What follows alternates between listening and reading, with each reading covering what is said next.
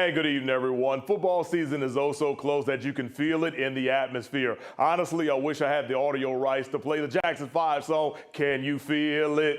But since I can, I'll just show you some of the items that we took care of today at SEC Football Media Days down in the Sunshine State. And good evening, everyone. If Jonathan Goldsmith is the most influential man and interesting man in the world, then former Alabama offensive coordinator Lane Kiffin, hands down, must be the most interesting man in the Southeastern Conference, especially because of his antics over the last 9 months. The Alabama A&M men's basketball team had lost 23 straight games against Texas Southern, which dates all the way back to the year 2014. And for a long stretch of the game on Thursday here in Atlanta, it looked like that streak would climb to Kobe Bryant status of 24. But Dante Jackson's club dug deep and found a way to end the streak today here in Atlanta. All right, we'll start off with a nice icebreaker question. Right. With a name like Paul Bryant, working in the South and also working in sports in Alabama, how many times did you get the question about being related or not being related to the Bear? Literally, I tried to get a pizza delivered and they wouldn't deliver it to my house because they didn't think I was Paul Bryant. And that is a true story. Well, Kanisha, Major League Baseball is just full of so much history on the diamonds. Let's add the Negro Leagues to the mix, and all of a sudden you've got hundreds of extra chapters that are added to that history that sports fans will be talking about for generations down the line. Once again, SWAC Football Media Day taking place in the Magic City of Birmingham, Alabama, as all 12 teams from the Southwestern Athletic Conference made their way to chat with media members about the upcoming season. Among those was Alabama A&M.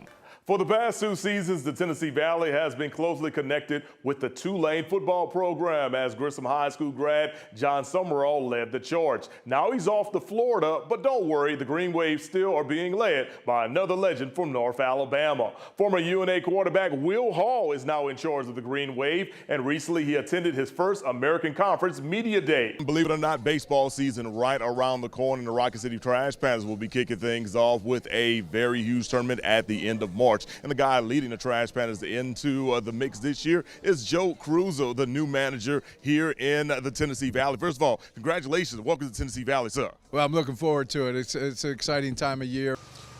Well, Naomi, you know the old cliche, it's not how you start, it's how you finish. As you mentioned, the Trash Pandas started off on fire, going up 3-1 on the Pensacola Blue Wahoos. But it was Pensacola that finished the game strong, scoring 3 runs in the final 3 innings as they picked up their first win of the season and handed the Rocket City Trash Pandas their first loss of the season.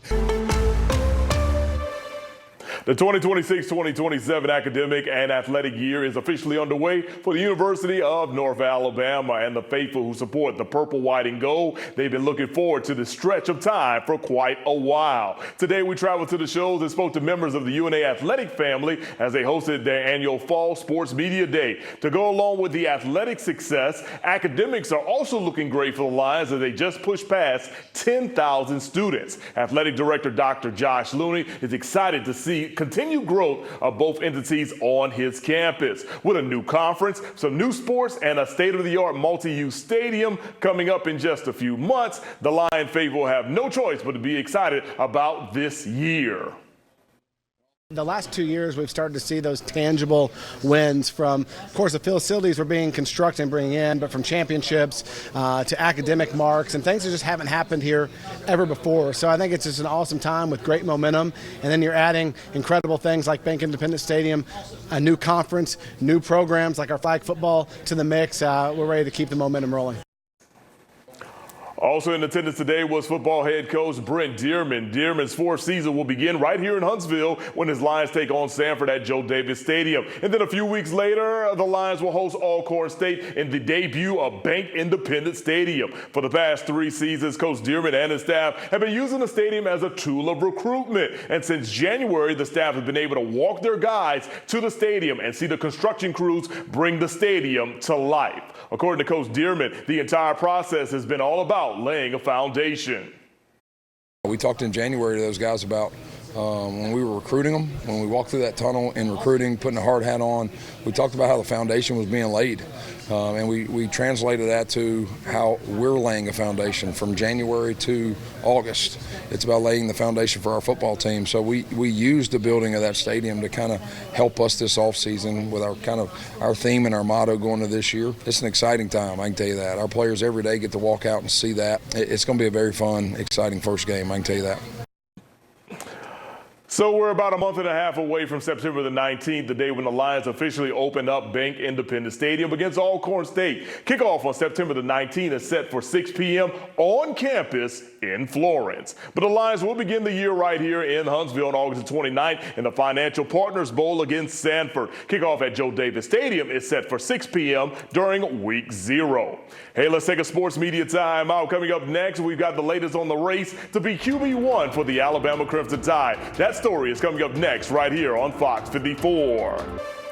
And welcome back, everyone. 52 weeks ago, Kalen DeBoer officially named Ty Simpson his QB1 for the 2025 season. The decision turned out to be great, and now Simpson is in the pros. This season, the decision to be the starting signal caller is continuing to drag out down in T-Town. Austin Mack and Keelan Russell, they continue to battle it out on the gridiron. Both guys are running with the first-team offense as we enter the second week of preseason camp. Now, both guys, they've got strong arms, and they've got the ability to tuck it and run it when they need to. Alabama offensive coordinator Ryan Grubb is working closely with both gentlemen.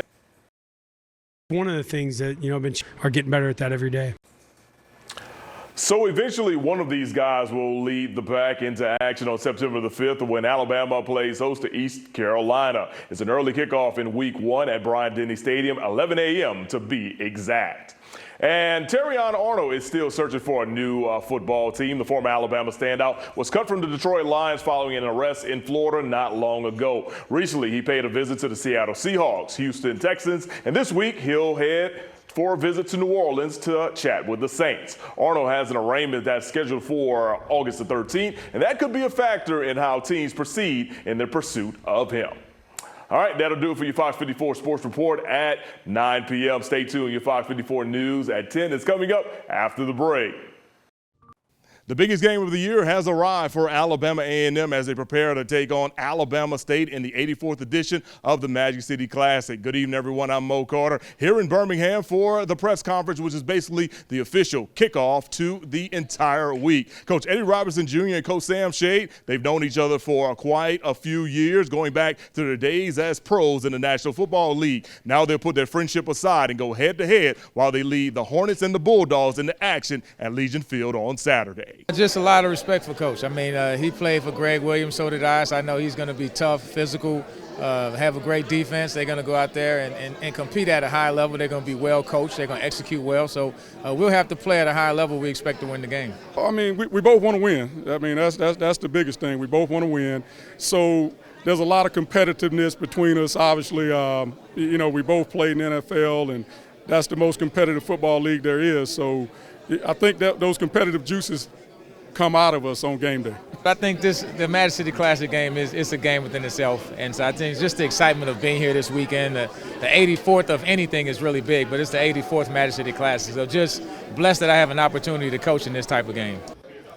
A key to success for Alabama A&M on Saturday will be limiting and containing Andrew Body. The Alabama State quarterback is the leading passer in the SWAC with over 1,700 yards and 19 passing touchdowns through the air. And he's also the third leading rusher in the conference as well. According to Coach Shade, Body and the Bama State offense are a force to be reckoned with. So the Bulldogs have to bring their hard hats to work on Saturday at Legion Field for a chance to win. They're a couple plays away from being an undefeated football team. So they're a really good football team. Obviously, their offense is playing really well. And Andrew Body, man, he's having a phenomenal year. He's going to make our jobs tough on Saturday as far as trying to limit what he does and what he brings to the table. Saturday's game kicks off at 2:30. If you're not heading to Birmingham for all the action, you can check it out on ESPN Plus streaming live.